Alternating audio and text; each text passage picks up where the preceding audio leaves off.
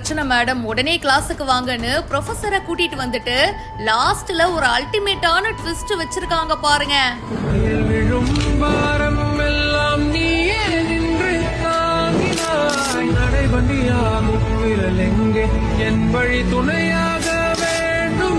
இது அவங்களுடைய ப்ரொஃபசர் எதிர்பார்க்கவே இல்ல. என்னடா இப்படி பண்ணிட்டீங்க அப்படின்னு செம்ம ஷாக் ஆயிட்டாங்க.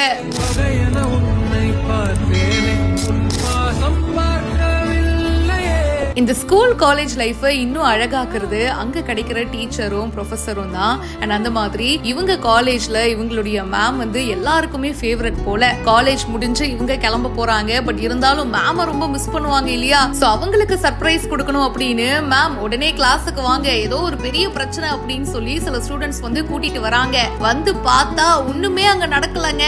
என்னடா இது, ஏதோ கூப்பிட்டீங்க கடைசியில ஒண்ணுமே இல்ல அப்படின்னு சொல்லி மேம் கேட்கும்போது சர்ப்ரைஸ் அப்படின்னு சொல்லி அவங்களுக்கு வந்து ஒரு gift கொடுத்து கேக் வெட்டி சிறப்பா செலிப்ரேட் பண்ணிருக்காங்க.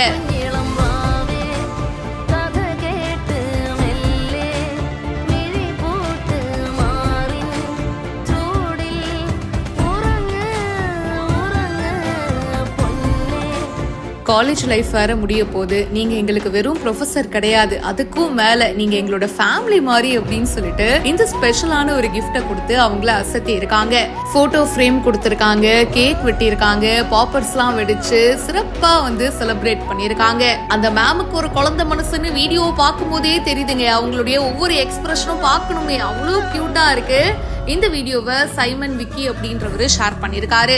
இத பத்தி உங்களுடைய கருத்து என்ன? உங்களுக்கும் காலேஜ் படிக்கும் போது, ஸ்கூல் படிக்கும் போது இந்த மாதிரி ஃபேவரட்டான டீச்சர் யாராச்சும் இருக்காங்களா? கமெண்ட் பாக்ஸ்ல மறக்காம அவங்களை பத்தி ஷேர் பண்ணுங்க. மேலும் பல இன்ட்ரெஸ்டிங்கான விஷயங்களுக்கு இப்பவே ஃபாலோ பண்ணுங்க.